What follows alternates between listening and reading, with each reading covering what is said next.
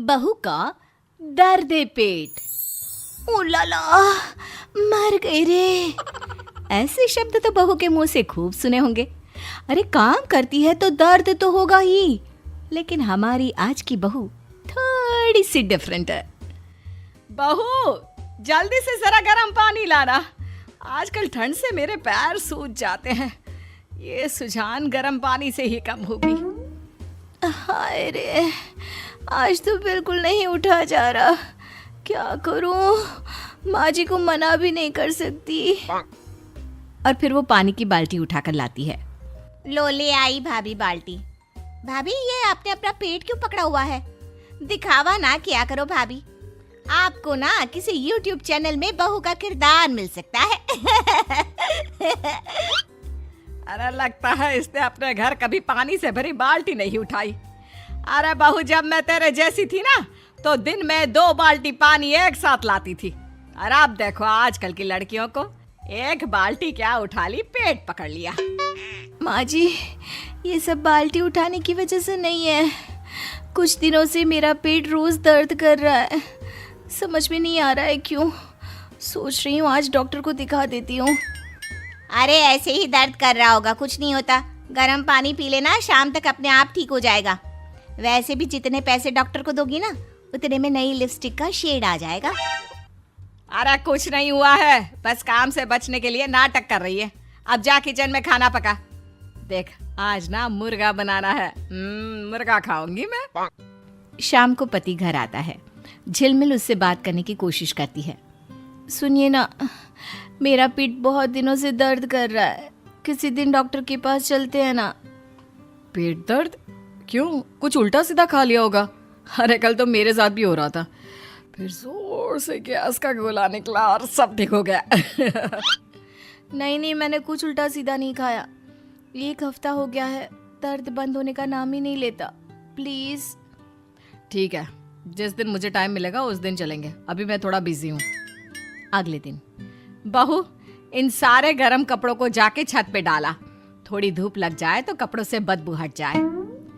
लेकिन माँ जी, मैं इतने सारे कपड़े अकेले कैसे ले जाऊंगी? इससे बोल, ये तेरे साथ मदद करेगी। मुझे जरा काम है, मैं बाहर जा रही हूँ। देखो भाभी, मैं ना अभी कॉलेज से आई हूँ और मेरे अंदर बिल्कुल भी जान नहीं है कि मैं आपके साथ ये कपड़े उठाकर छत पे रखने आऊँ। मैं बहुत थक गई हूँ। मैं जा रही हूँ अपने कमरे में आराम करने। और अपनी झिलमिल को सारे कपड़े छत पर अकेले ही रखने जाना पड़ता है। शाम को पति ऑफिस से जल्दी घर आता है। रिमझिम, एक गिलास पानी देना। ये लीजिए। क्या हुआ, तुम ठीक तो? काफी दिनों से मेरे पेट में दर्द हो रहा है, कहा तो था। चलिए ना आज डॉक्टर के पास चलते हैं। अच्छा ठीक है, चलो चलते हैं। अरे रुक बेटा, अभी अभी आया है, कहाँ जा रहा है? माँ, काफी दिनों से रिमझिम की तबीयत थोड़ी खराब है, तो सोचा इसे एक बार डॉक्टर को दिखा कर आता हूँ। अरे इसको इस वक्त जब डॉक्टर के पास ले जाएगा तो घर पर खाना कौन बनाएगा? अरे माँ, बस आधे घंटे में वापस आ जाएंगे, तब तक ये आपकी मदद कर देगी। ये भी तो है घर पर। मैं और खाना बनाऊं? भाभी, क्या आप भी ना बीमारी का बहाना मारकर काम से बचना चाहती है ना? ये क्या बोल रही हो तुम? सारा काम कर तो रही हूँ मैं, पर अब जब दर्द बहुत बढ़ गया है तो मुझे जाना पड़ रहा है। रहने दीजिए, नहीं चाहती मैं। ज्यादा गुस्सा और नखरे दिखाने की जरूरत नहीं है, समझी? सही तो बोल रही है मेरी बेटी। आजकल जब भी इसको कोई काम बोलो तो तबीयत खराब है बोलती रहती है, ताकि काम ना करना पड़े। अरे कोई डॉक्टर को दिखाने की जरूरत नहीं है। माँ जी, मैं कोई बहाना नहीं मार रही। सच में मुझे कुछ दिनों से पेट में दर्द है, ठीक से कुछ खाया भी नहीं जा रहा। भाभी, बस पेट में ही दर्द है ना, कुछ नहीं होता। मेरे पास गोलियां पड़ी हुई हैं, आप खाने के बाद खा लेना। उसके बाद आपको डॉक्टर के पास जाने की कोई जरूरत नहीं रहेगी। अभी फिलहाल जाइए, खाना बनाइए, भूख लगी है। सुन लिया ना, गोलियां अंदर पड़ी है। अब किचन में जाकर रात का खाना बना। लेकिन माँ, एक बार दिखा आते हैं ना, उसमें क्या बुराई है? रहने दीजिए, कहाँ ना अंदर दवाई पड़ी है, एक बार वो खाकर देख लेती हूँ। ठीक है, तुम कहती हो तो, लेकिन फिर सोच लो। ऐसा करते करते 1 महीना बीत जाता है, लेकिन अचानक एक दिन रिमझिम बेहोश हो जाती है। रिमझिम कहाँ चली गई? तुमसे कमरे से फाइल लाने को कहा था, मैं के कमरे में लेटने को। अब उठ भी जाओ। रिमझिम, उठ क्यों नहीं रही? रिमझिम! क्या हुआ भैया, आप इतने जोर शोर से क्यों चिल्ला रहे हो? क्या हुआ, क्यों बावला हुआ जा रहा है? माँ, रिमझिम उठ नहीं रही, लगता है बेहोश हो गई है। पानी डालकर देखा? अरे सब करके देख लिया, फिर भी इसे होश नहीं आ रहा। लगता है इसे हॉस्पिटल ले जाना होगा। हाँ हाँ, ले चल। सभी रिमझिम को लेकर हॉस्पिटल पहुंचते हैं, जहां डॉक्टर रिमझिम को देखते हैं। डॉक्टर, मेरी बीवी अचानक से ऐसे बेहोश हो गई, क्या हुआ होगा? वो ठीक तो है ना? आपकी बीवी के पेट में अल्सर है और ज्यादा समय तक रहने की वजह से वो अल्सर फैल गया होगा।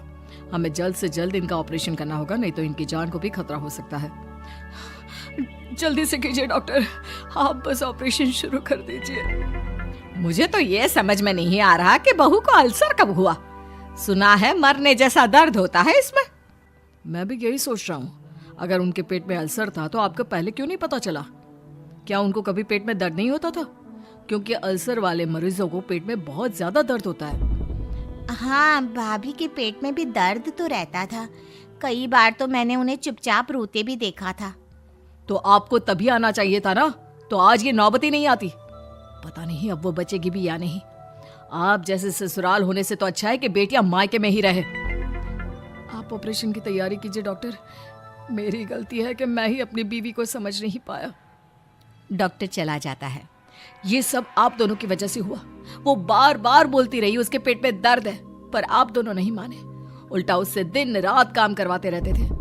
अरे हमें क्या पता था कि तबीयत इतनी खराब है।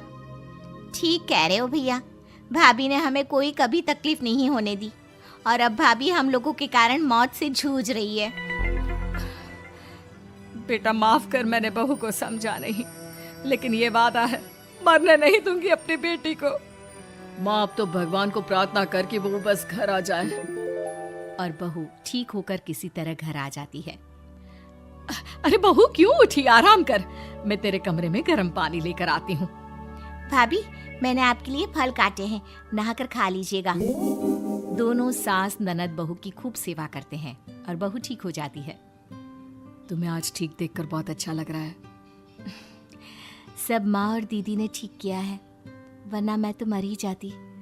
नहीं बेटी, तेरी उस हालत के जिम्मेदार भी हम ही थे। माफ कर दे बेटा।